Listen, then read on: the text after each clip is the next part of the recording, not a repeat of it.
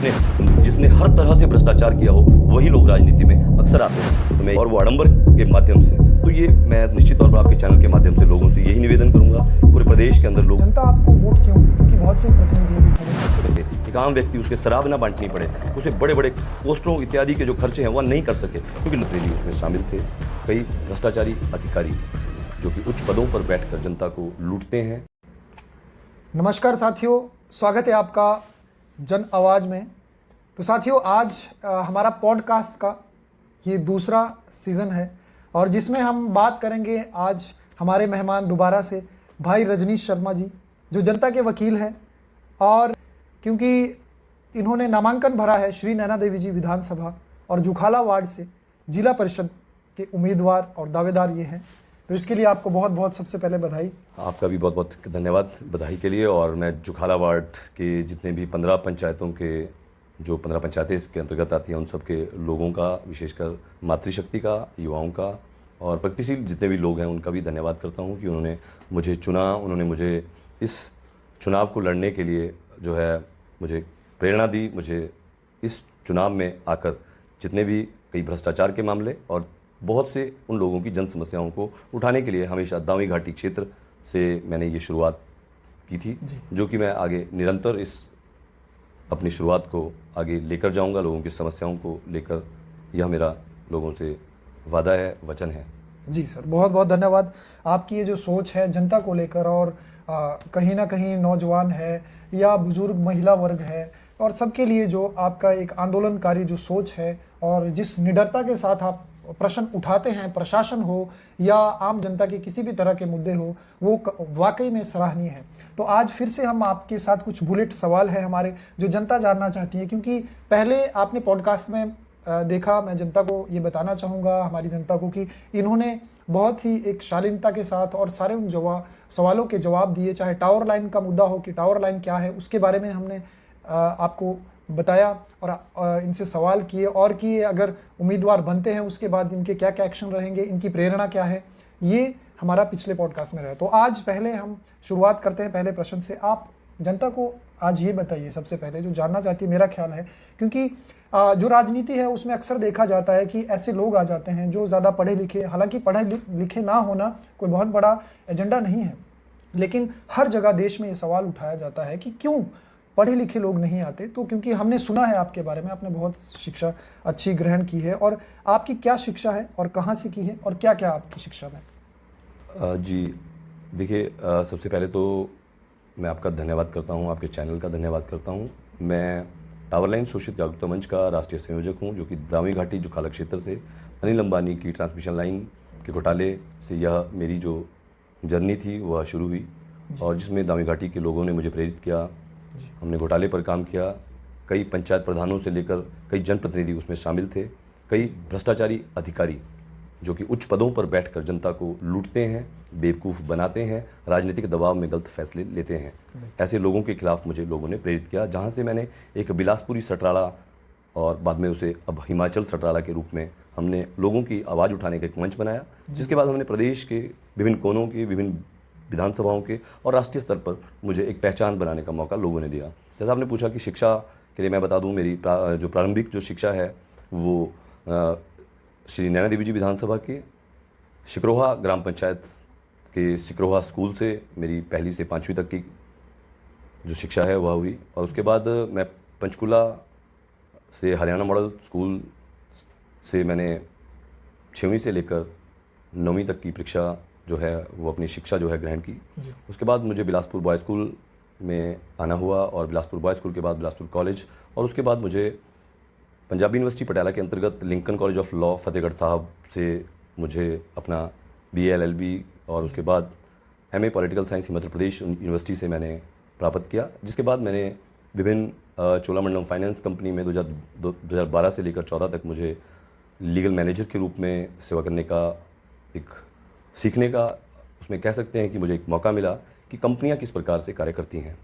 जहां से मुझे कई चीज़ें और भी पता लगी कि कई कंपनियां भ्रष्टाचार में लिप्त रहती हैं, अधिकारियों को, लाइजनिंग अधिकारियों के माध्यम से पैसा देती हैं, रिश्वत देती हैं, और कई तरह के भ्रष्टाचार में कई उच्च अधिकारी अधिकारियों से लेकर नेता आपस में संलिप्त रहते हैं, जिनमें उनकी पार्टियों के जो कार्यकर्ता रहते हैं वो भी पूरी तरह से संलिप्त रहकर जनता का खून चूसते हैं और लूटते हैं। जिसके बाद मैंने उस नौकरी को जो है छोड़ दिया, और उसके छोड़ने के बावजूद जो है बाद मैंने यह निर्णय लिया, क्योंकि मेरे पिताजी हरिलाल शर्मा जो कि पूर्व जिला परिषद सदस्य भी रहे थे, सुई सुरहाड़ वार्ड से वाइस चेयरमैन भी रहे, तो मुझे जो मेरे परिवार में जो मुझे सामाजिक एक जनसेवा का जो मुझे शिक्षा मिली वह मेरे परिवार से, मेरे पिताजी से विशेषकर, और मेरे गुरुजनों से मुझे, जिसमें प्रोफेसर अमर सिंह सांख्यान और भी बहुत से गुरुजन ऐसे मुझे मिले जिनसे मैंने शिक्षा दीक्षा ग्रहण की, जनसेवा का मुझे मौका मिला और जनसेवा की सीख मिली। जी जी, बहुत बहुत धन्यवाद। और क्योंकि आप ही के जैसे, क्योंकि पढ़े लिखे और जिनको कानून की भी कहीं ना कहीं समझ है और जो आंदोलनकारी जिनकी सोच है, ऐसे लोगों को कहीं ना कहीं आगे आना चाहिए, और आपने बहुत ही अच्छा इनिशिएटिव लिया, इसके लिए आपको बहुत बहुत बधाई। और अगला सवाल हमारा कि जनता आपको वोट क्यों दे, क्योंकि बहुत से प्रतिनिधि अभी खड़े हैं। जी बिल्कुल, जनता मुझे वोट क्यों दे और जनता किसी को भी वोट क्यों दे, ये मुख्य प्रश्न बिल्कुल निश्चित तौर पर पूछा जाना चाहिए। जी देखिए, चुनावों में ये हमारे लोकतंत्र की खूबसूरती है कि चुनावों में भ्रष्टाचारी, जी चुनावों में दलाल, जी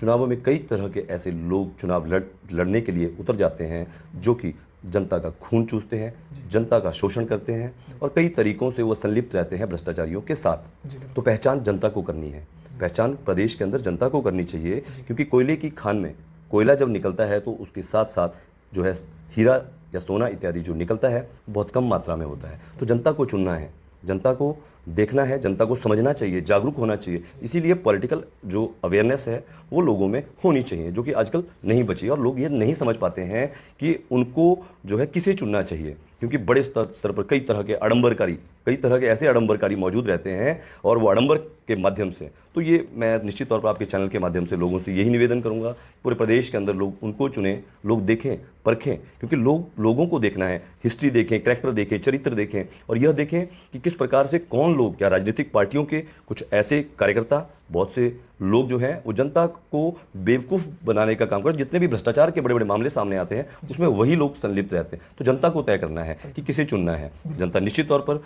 अगर जनता को अच्छे कोई भी प्रत्याशी लगे तो जनता उन्हें वोट दें, लेकिन जनता अपने आप चुने, मुझे ही वोट ना दें, उनको वोट दें अगर कोई उनसे अच्छे हैं, लेकिन जनता को तय करना है कि कोयले के अंदर कहाँ कौन प्रत्याशी की क्या, उसकी हिस्ट्री क्या है, बैकग्राउंड क्या है, और कौन क्या करते हैं, कौन किस तरह से चुनाव में, कई आपने देखा होगा कई ठेकेदार, कई तरह के ऐसे लोग भी जो भ्रष्टाचार में संलिप्त रहते हैं, जो कि सीमेंट तक नहीं लगाते, पंचायतों का सीमेंट खा जाते हैं, रेता खा जाते, सड़कों का तारकोल खा जाते हैं, कई तरह की नौकरियों में, पर्चियां सिस्टम नौकरियों में, बड़े स्तर पर रेलवे, आप देखिए नेता रक्षक भक्षक बन चुके हैं। जनता को तय करना है कि कौन लोग क्या भूमिका निभा रहे हैं समाज में। जी, बहुत बहुत धन्यवाद कि जनता सोच समझ कर वोट दे,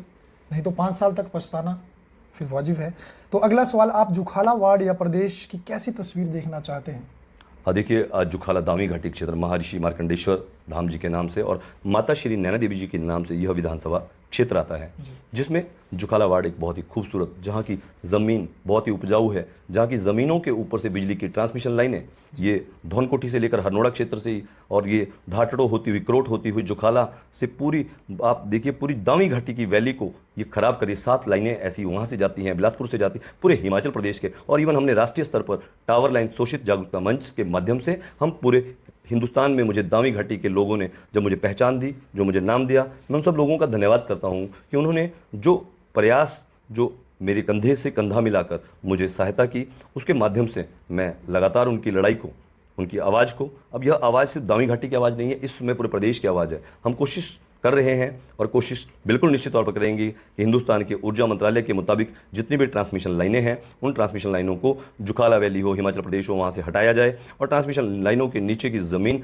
भूमि अधिग्रहण जो है उनका हो, और या फिर उन लाइनों को खोल दिया जाए। उनको खोलना बेहतर ज़रूरी है, क्योंकि करोड़ों की ज़मीन उसके नीचे है, और 10-20 हज़ार रुपये के मुआवजे नेता पैसे खा गए, उनके कार्यकर्ता पैसे खा गए, और उस पैसे के माध्यम से वो लोग राजनीति में आते हैं, वो लोग जनता को लूटते हैं, और कंपनियों के साथ लाइजनिंग में खुद ठेकेदार बन जाते हैं, पंचायत प्रधानों से लेकर ठेकेदार बन जाते हैं, और फंसते हैं छोटे छोटे अधिकारी, कभी पटवारी को फंसाते हैं, कभी पंचायत सेक्रेटरी को फंसाते हैं। लेकिन भ्रष्टाचार बड़े उच्च स्तरों पर, उच्च पदों पर बैठे हुए मंत्री, बड़े उच्च पदों पर बैठे हुए मुख्यमंत्री से लेकर ये पूरे दिल्ली से लेकर नीचे तक का जो हमारा कार्यपालिका पूरी तरह से जो भ्रष्टाचार में लिप्त है, जिसमें राजनीतिक लोगों का संरक्षण उनको मिलता है, इससे निश्चित तौर पर जितने भी ऐसे विषय हैं, पूरे जुखाला वार्ड के लोग हों या श्री नैना देवी जी विधानसभा के सभी लोग तरह तरह की समस्याओं से, एम्स में नौकरियों में भ्रष्टाचार, पर्ची के माध्यम से हमारे युवा नालागढ़ में, बद्दी में नौकरियां धूल मिट्टी खाने को मजबूर हैं 8 से 10 हज़ार रुपये में। लेकिन घर के जो रोजगार हैं, रेलवे में जो रोजगार है, सीमेंट कंपनियों में जो रोजगार है, वहाँ पर भी लूट सूट, अवैध खनन से लेकर जारी है। और जिम्मेदार हमारे बहुत से रक्षक जो हैं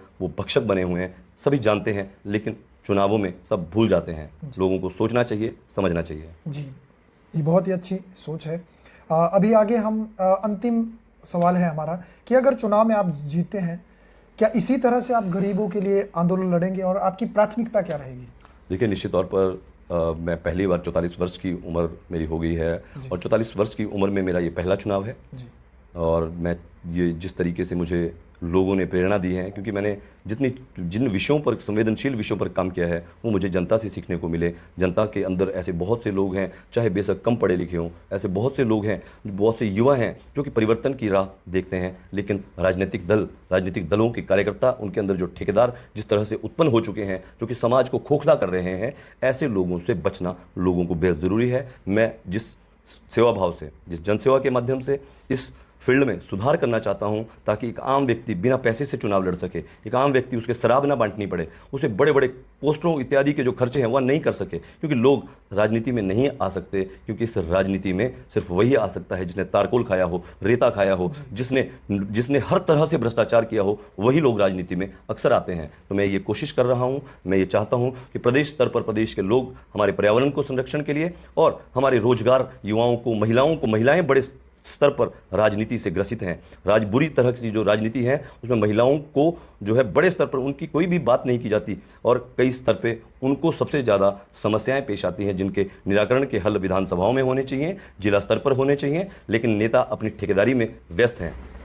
तो साथियों, आपने सुना आज कि हमारे जो जनता का वकील जिन्हें कहा जाता है, रजनीश शर्मा जी, इनके जो विचार है, जो क्रांतिकारी विचार है, वो आपके समक्ष इन्होंने लगातार बैक टू बैक 2 पॉडकास्ट हमारे आ चुके हैं, उनमें रखे, क्योंकि जनता यही जानना चाहती थी कि कहाँ से इन्होंने शुरुआत करी। क्योंकि बहुत सारे पॉलिटिशियन इस तरह से आते हैं, वो बार बार चुनाव में खड़े होते हैं, जैसे उन्होंने ठेकेदारी ले रखी है, लेकिन उन्होंने पहली बार चुनाव में कदम रखा है 44 साल की उम्र में। और जिस तरह का इनका जज्बा है जनता को लेकर और उनके समस्याओं को लेकर, और जिस निडरता के साथ ये प्रशासन के साथ, सरकार के साथ घोटालों के खिलाफ खड़े होने के लिए हमेशा तत्पर रहते हैं, तो जनता सोच समझकर इस बार वोट दे। क्योंकि यही जनता हर बार गलत वोट देकर 5 साल तक सिर पर हाथ रख के पछताती है। तो इस बार पछताना ना पड़े, अपना वोट कीमती समझकर, कीमती इंसान को सोच समझकर दिया जाए। क्योंकि हमारा पॉडकास्ट PR इवेंट को लेकर नहीं है। हमारा जो पॉडकास्ट है, आपने पिछले में पॉडकास्ट में भी देखा, बुलेट हमारे सवाल रहते हैं, बिना फिल्टर के रहते हैं। तो फैसला आपके ऊपर है। और आपकी क्या राय है, आप कमेंट में ज़रूर राय दें। ज़्यादा से ज़्यादा इस वीडियो को शेयर करें। जय हिंद, जय हिमाचल। पॉडकास्ट में पधारने के लिए बहुत बहुत धन्यवाद। आपका भी बहुत बहुत धन्यवाद।